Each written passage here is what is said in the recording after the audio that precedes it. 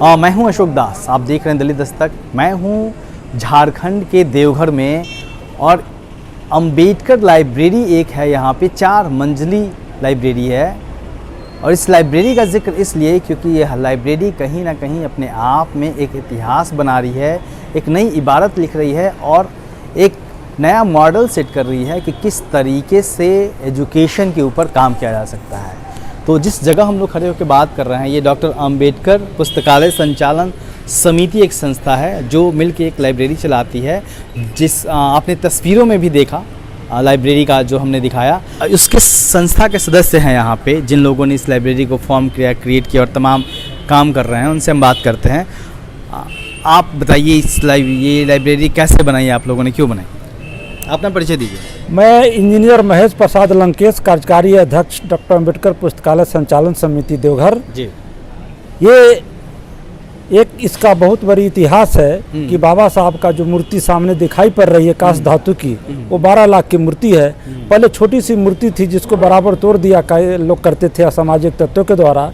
फिर हम लोगों ने वहाँ एक मूर्ति लगाई 8 फीट की, उसको भी तोड़ दिया गया। फिर तीसरी बार भी तोड़ दिया गया। लास्ट में हम लोगों ने यहाँ कांस्य धातु की मूर्ति लगाई और उस मूर्ति के नीचे 350 लोगों का नाम है, समाज के सभी वर्गों का नाम है। और हम लोग ने सोचा कि बाबा साहब का जो स्लोगन है, शिक्षित करो, संगठित करो और संघर्ष करो, तो पहला शिक्षित करो का नारा लागू करने के लिए, पूरा करने के लिए हम लोग ये पुस्तकालय का निर्माण किया, जिसमें आपको 14,735 छात्र छात्राएं नामांकित है। ये यहाँ पे 14,000 जी 14,735 छात्र छात्राएं नामांकित है और 14 अप्रैल 2017 को इसका उद्घाटन हुआ है। और इस पुस्तकालय में लगभग 500 छात्र छात्राएं ने अपनी सफलता हासिल की है, यानी सरकारी नौकरी प्राप्त करने में सफलता हासिल की है। इस पुस्तकालय में आपको लगभग 1 करोड़ की पुस्तकें हैं और सारी सुख सुविधाएं, 2-2 जनरेटर है, किसी भी समय आपको अंधकार नहीं मिलेगी, आरओ की व्यवस्था है। यहाँ आपको इंटरनेट की आवश्यकता है, हर फ्लोर में हम लोग 5-5 कंप्यूटर सेट हम लोग ने दिया है। इस ढंग से सारी व्यवस्था यहाँ है, यानी इस देवघर में कोई नहीं कह सकता है कि हमने किताब के अभाव में पढ़ाई नहीं की। जी। आप क्या है? मेरा नाम कृष्णा कुमार केसरी है। मैं अंबेडकर पुस्तकालय का सक्रिय सदस्य हूँ। इस पुस्तकालय को जी, ये मूर्तियाँ टूटा करती थी जैसा लंकेश जी ने बताया, तो मूर्तियाँ टूटने से और ये लाइब्रेरी बनने तक उसके बीच की कहानी क्या है? इसकी मूर्तियाँ तो अक्सर तोड़ दिया करते थे असामाजिक तत्वों के द्वारा। तो लास्ट में सभी लोगों ने ये निर्णय लिया कि ऐसा मूर्ति बनाया जाए तो जो तोड़ नहीं सके। बाबा साहब का जो कहना है कि शिक्षित करने का। और हमारे यहाँ पे उस समय के तत्कालीन एसडीओ रहते थे सुधीर कुमार गुप्ता सर, जो अभी तत्काल में वो वर्तमान में एसी गुमला है, उनका बहुत बड़ा अहम भूमिका है।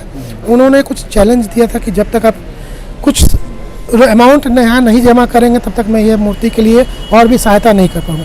लेकिन सब लोग का, सभी लोगों का इतना सहयोग हुआ, जितना उन्होंने चैलेंज किया था उससे कहीं बढ़ के इन्होंने 1 सप्ताह के अंदर वो पैसा जमा किया।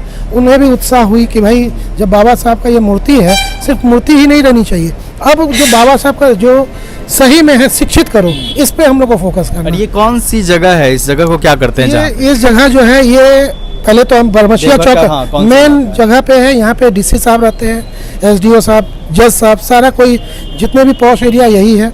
ये पहले यहाँ पे अड्डेबाजी होता था, असामाजिक तत्वों द्वारा गलत हरकतें, गलत छीन चोरी होते थे। तो जब से ये अंबेडकर पुस्तकालय, जब से ये बरमसिया चौक कहलाता था, लेकिन बाद में इनको अंबेडकर पुस्तकालय, अंबेडकर चौक से नाम दिया गया। आज शहर के सबसे अच्छे चौकों में से इनकी नाम होती है।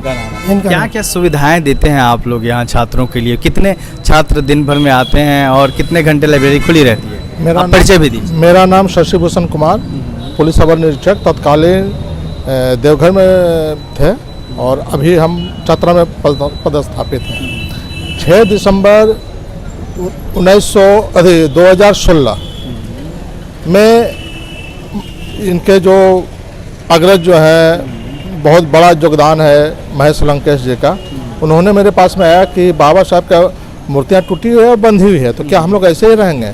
तो ये मिलके महेश लंकेश और मेरे पास में आए और हम लोग सभी मिलकर निकले लोगों से ये करने के लिए।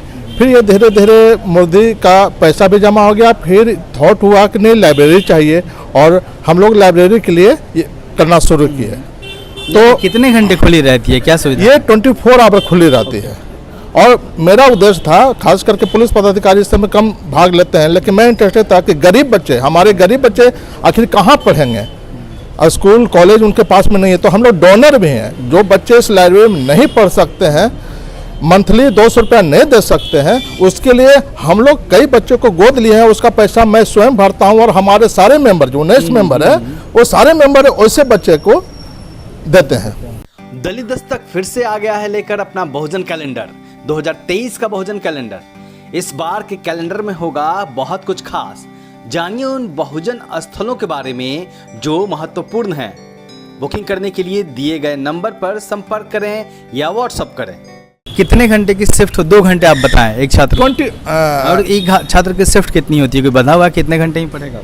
ये उनके लिए बच्चे चाहे तो अपने सुविधा के अनुसार 24 आवर्स पढ़ सकते हैं, रात्रि में भी पढ़ सकते हैं।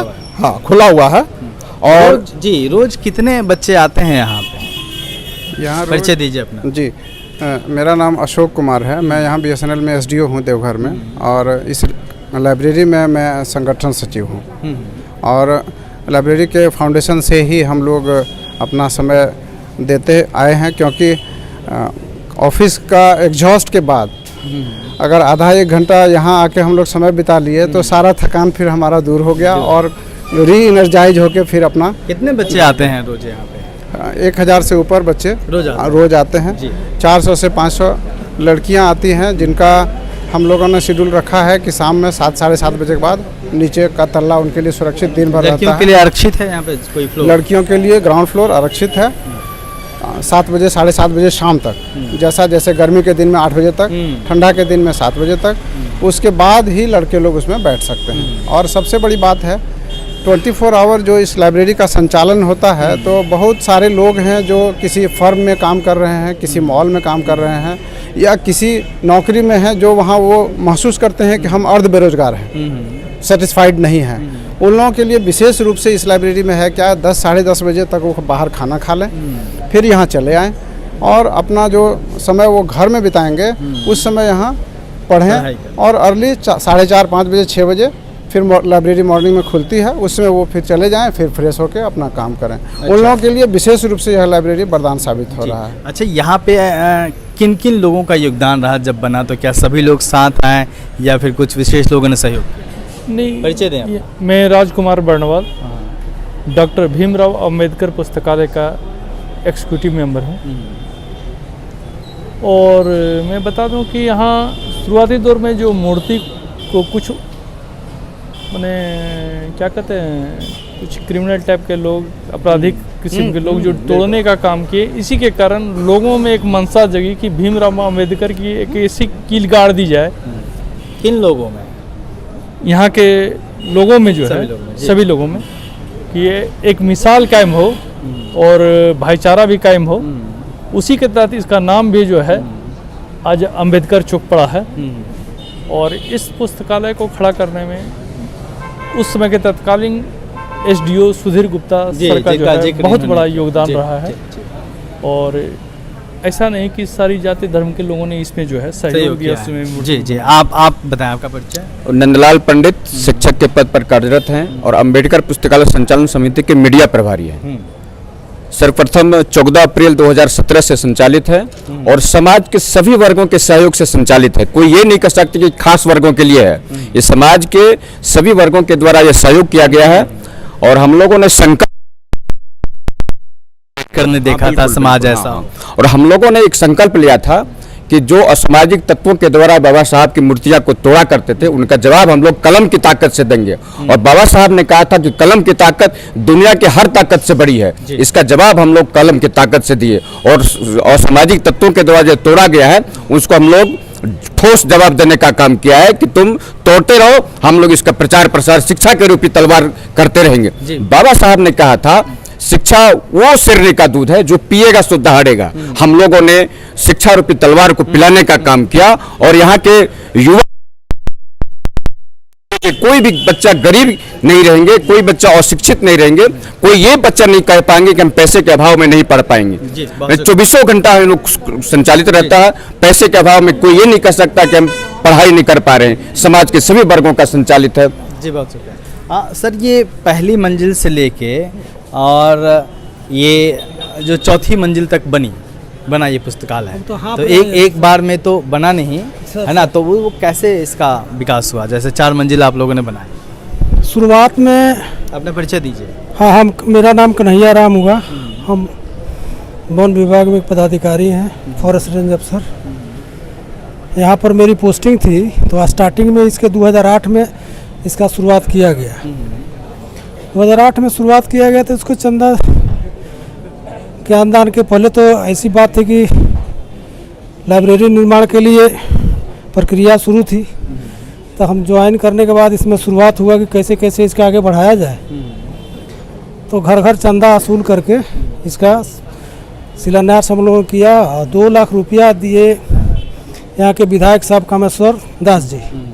तब एक जो जिस सर हम खड़ा है वो बिल्डिंग नीचे 1 तल्ला का निर्माण किया गया। उसके बाद बागल का वादी वाला जितने स्थल हैं उस पर चंदा के बदौलत ही इसका प्लिंथ लेवल तक हम लोग काम किए। लेकिन बाद में यहाँ के मंत्री विधायक जी जो थे सुरेश पासवान जी 27-22 लाख रुपया दिया, तब प्रथम तल्ला का निर्माण हुआ। जो बाकी था 1 तल्ला तो हम लोग 2 लाख से किए थे, 2 ठो रूम 3 ठो, और बाकी का रेस्ट में हुआ। ये चीज़ें बढ़ा। हाँ, ऐसे ही धीरे धीरे एमपी साहब से हम लोग भेंट किए तो 25 लाख एमपी साहब ने दिया। तो दूसरे प्रथम तल्ला का निर्माण हुआ। द्वितीय तल्ला का निर्माण क्या कहते हैं, नारायण दास विधायक जी अभी जो प्रेजेंट हैं उनके सहयोग से इसका निर्माण तो इस किया। तरीके से बढ़ता इस गया। तरह से बढ़ते चला गया। जी, लंकेश जी, ये बताइए कि जो सोचा था आप लोगों ने, एक सपना देखा था किस तरीके से बनाएंगे, क्या उससे ज़्यादा हो गया है या फिर आप सोच पा रहे थे आप लोग कि हाँ इस तरीके से लोग लेंगे, बच्चे आएंगे? हम लोग को पहले दिमाग में थी कि बाबा साहब की तरह तरह की पुस्तक यहाँ होगी, हम लोग पढ़ेंगे। लेकिन ये बाद में कंसेप्ट आई कि समाज के सभी छात्र छात्राओं को जोड़ा जाए और हम लोग इस पुस्तकालय में सभी छात्र छात्राओं को कंपटीशन से जोड़ दिया, 38 कंपटीशन की पुस्तकों से। तब ये पुस्तकालय आगे बढ़ने लगी। यानी हम लोग कभी सोचा भी नहीं था कि आज ये 4 मंजिल का लाइब्रेरी बनेगी और इतने 14,000 जो 735 जो छात्र छात्राएं हैं। और आपको मैं बता दूं, बड़ी आपको खुशी होगी सुन के कि आपको 65 जिले के स्टूडेंट हैं इसमें। यहाँ पे 65 जिले के स्टूडेंट हैं और आपको 6 स्टेट के भी स्टूडेंट हैं। बाहर से लोग आके यहाँ डेरा लेकर पढ़ते हैं, सिर्फ पढ़ने के लिए यहाँ आते हैं। क्योंकि दिल्ली में उनको पढ़ने में जो 4,000, 5,000, 10,000 लगता है, यहाँ मात्र हम लोग मेंटेनेंस चार्ज 200 रुपया लेते हैं। तो ये सारी सुख सुविधा यहाँ देते हैं। अभी आपको 17 ढंग का अखबार, 36 ढंग का मैगजीन, ये सारी सुख सुविधा हम लोग यहाँ उपलब्ध कराए हैं। यह भी कभी हम लोग सोचा भी नहीं था कि ऐसा होगा। लेकिन हाँ, ये समाज के सभी वर्गों के सहयोग से हमारे सभी जो वर्किंग टीम के बदौलत हम लोग यहाँ तक पहुँच चुके हैं। जी। हाँ, तो बच्चे उतने आ जाते हैं और जितने बच्चे चाहते हैं या फिर कम पड़ रही है जगह? ऐसा है कि हम लोग जहाँ पर खड़े हैं ये हम लोग ने नहीं बनाई थी। कितनी जगह है ये जगह मुश्किल से आपको 2700 कुछ स्क्वायर फीट में है। तो क्या एक्सपेंशन की और योजना है कि ऐसी लाइब्रेरी और जगहों पे बने? ऐसे हम लोग चाहते हैं कि इसका एक्सटेंशन हो, लेकिन हमारे पास उपलब्ध ज़मीन नहीं है, सुविधा नहीं है। ये जो सेट आप देख रहे हैं, ये हम लोग ने जब बैठने की जगह नहीं मिली तो सेट डालना पड़ा। ये सारे सेट के पैसे हम लोग 10 लाख रुपया लगाया। अब जगह ही नहीं मिलती है। अम्बेडकर पुस्तकालय में बहुत सारे बच्चे बच्चियाँ दौड़ के मैंने आते हैं पढ़ने के लिए, जगह न मिलने के चलते लौट के चली जाती है। हमें अफसोस होता है कि काश अगर जगह दूसरे जगह मिल जाती, इसका एक्सटेंशन हो जाता, तो हमारे इस शिक्षा से वंचित नहीं होते। इसलिए मैं चाहता हूँ, आप लोग से अनुरोध करता हूँ कि हमारे जो भी इस ढंग का संदेश है सरकार के पास जाएं, ताकि हम लोग को एक्सटेंशन करने का अवसर मिले। कितने लोगों की कमेटी है आपकी? हम लोग का कमेटी 19 का कमेटी है। 19 लोगों का एक कमेटी है। अम्बेडकर पुस्तकालय संचालन समिति के नाम से जाना जाता है। डिसाइड करते हैं। एग्जीक्यूटिव मेंबर सारे बैठते स्टाफ हैं। कितने हैं? हमारे स्टाफ इसमें 25 स्टाफ हैं। हम लोग 2,56,000 उसको मानदेय देते हैं, हर महीने मान देते हैं। और इसमें अब बढ़ गया है। दूसरी चीज़ मैं बता दूं कि पर मंथ हम लोग एवरेज 50,000 पुस्तकें लानी पड़ती है, नए नए एडिशन की लानी पड़ती है, और हम लोग का 3 लाख लगभग प्रत्येक महीना में खर्च होते हैं। कितनी किताबें हैं? किताबें करीब करीब 36,000 कुछ का है आंकड़ा है हमारे पास है जी। तो और 93 अलमीराज है इसमें। और मैं बता दूं कि इस अम्बेडकर पुस्तकालय में जो हम लोगों ने सुविधा दी है, तो सुविधा के चलते लोग आते रहते हैं, और इसमें 400 कुछ बच्चे ने अपनी सफलता हासिल की है, नौकरी हासिल की है, पढ़ कर गए हैं यहाँ। इस ढंग की ये उपलब्धि है जी। हमारी। बहुत बहुत शुक्रिया, आप लोग बहुत सच में बहुत शानदार काम कर रहे हैं। और सही बात है, किसी भी मंदिर का निर्माण करने, किसी मस्जिद का निर्माण करने से बेहतर है एक पुस्तकालय बनाना, क्योंकि पुस्तकालय में इंसान बनते हैं और बच्चे समझ पाते हैं, किताबें बताती हैं कि बेहतर इंसान कैसे बन सकते हैं। और इस तरीके से देखा जाए तो यह लाइब्रेरी निश्चित तौर पे एक कीर्तिमान स्थापित कर रही है और तमाम युवाओं को सुविधाएं मुहैया करा रही है और उनका जीवन बदलने में सहायक हो रही है। आप देखते रहिए दिल्ली दस्तक। जय हिंद।